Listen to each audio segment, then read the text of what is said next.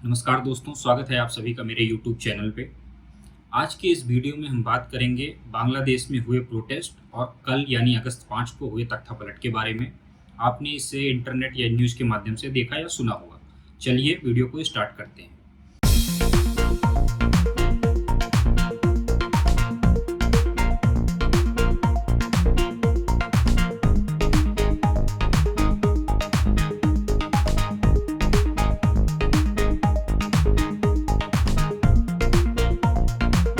आपने न्यूज़ में देखा होगा प्रोटेस्टर्स ने किस तरह से बांग्लादेश के पार्लियामेंट हाउस पर कब्जा कर लिया।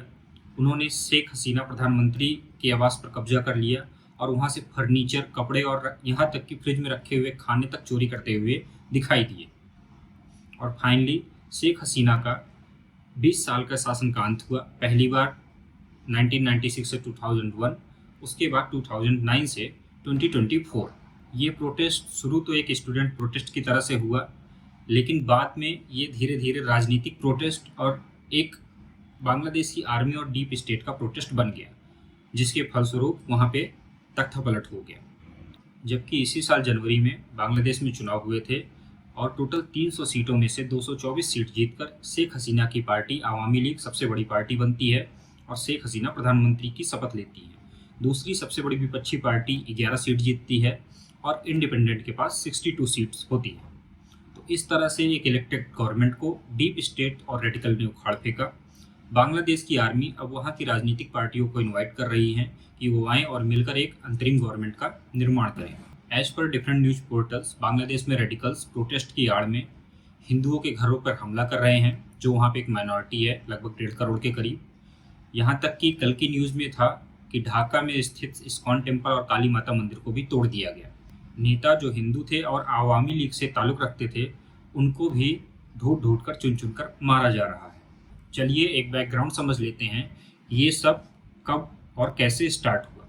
1971 में बांग्लादेश पाकिस्तान का युद्ध होता है और बांग्लादेश भारत की मदद से आज़ाद होता है और शेख मुजीबुर रहमान बांग्लादेश के पहले प्रधानमंत्री और राष्ट्रपति के रूप में शपथ लेते हैं, शेख हसीना के पिताजी, जिन्हें बाद में सिर्फ 4 साल तक शासन करने के बाद वहाँ की आर्मी द्वारा असैसिनेट कर दिया जाता है और उनके साथ मरने वालों में उनकी फैमिली के 17 मेंबर और थे। सिर्फ शेख हसीना और उनकी बहन, जो उस समय पर बाहर पढ़ाई करते थे, वही जिंदा बचे। 1972 में शेख मुजीबुर रहमान एक कोटा प्रणाली लेके आते हैं। ये उन वॉर वेटरन्स के लिए था जो पाकिस्तान के खिलाफ 1971 की लड़ाई में लड़े थे, या उनकी फैमिलीज के लिए, और ये लगभग 30% हिस्सा था सरकारी नौकरियों में। इस प्रणाली के तहत फर्स्ट क्लास और सेकंड क्लास की नौकरियों में 44% आरक्षण योग्यता पे आधारित था।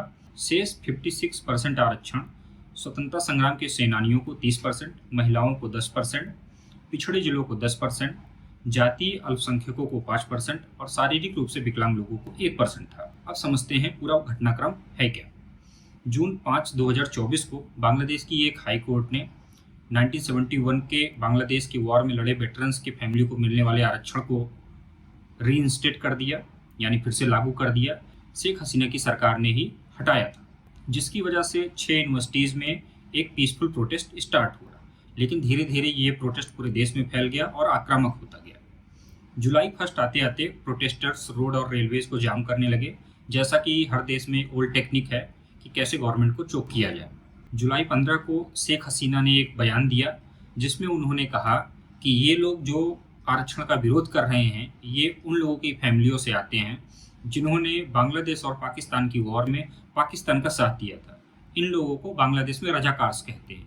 आपने रजाकार शब्द इंडिया में भी सुना होगा कि कैसे 1947 में हैदराबाद के निज़ाम और उनकी सेना, जिनको रजाकार बोलते थे, उन्होंने भारत से मिलने से मना कर दिया था और बाद में सरदार वल्लभ भाई पटेल ने इंडियन आर्मी को भेज के कंट्रोल किया था। और इस तरह से शेख हसीना के बयान ने इस प्रोटेस्ट को एक नया तूल दे दिया और ये और उग्र होता गया। प्रोटेस्ट हिंसा में कन्वर्ट हो गया और सैकड़ों लोग घायल हो गए और दर्जनों लोगों की मौत हो गई।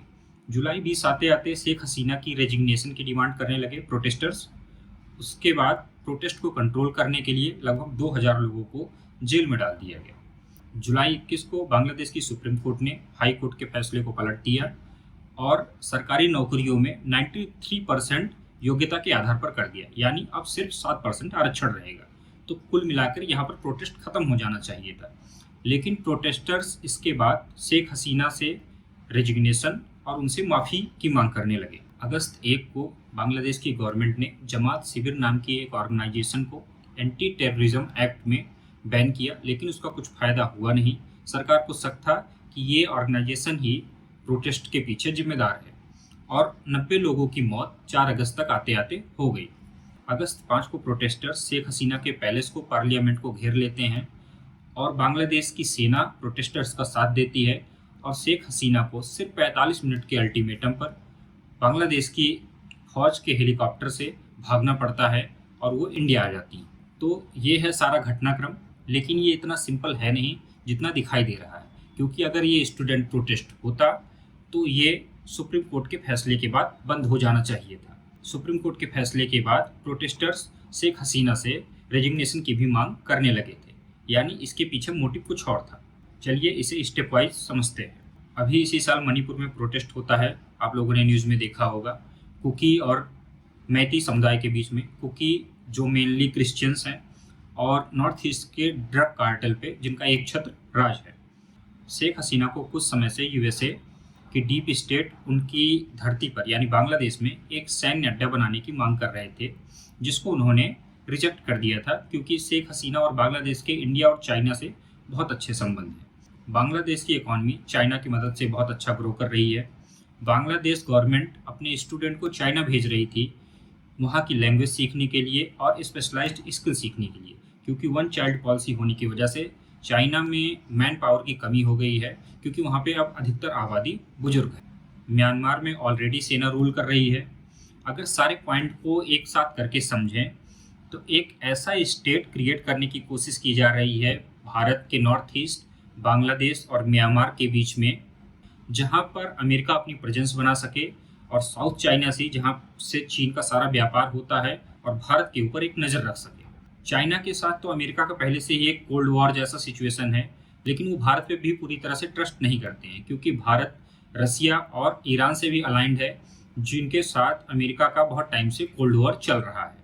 इस तरह से साउथ ईस्ट एशिया में अमेरिका अपनी प्रेजेंस बनाकर किसी भी तरह के प्लान को एग्जीक्यूट कर सकता था इंडिया और चाइना के खिलाफ। लेकिन बांग्लादेश में हुई घटना चाइना से ज़्यादा इंडिया के लिए प्रॉब्लमेटिक है, क्योंकि इंडिया ऑलरेडी 2 फ्रंट पे यानी इंडिया पाकिस्तान बॉर्डर पे और इंडिया चाइना बॉर्डर पे आर्मी को डिप्लॉय कर रखा है।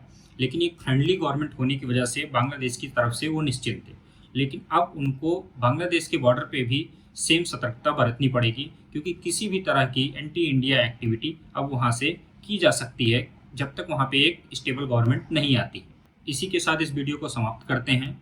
आगे अगर इस टॉपिक पे कोई अपडेट होगी तो एक नया वीडियो बनाया जाएगा।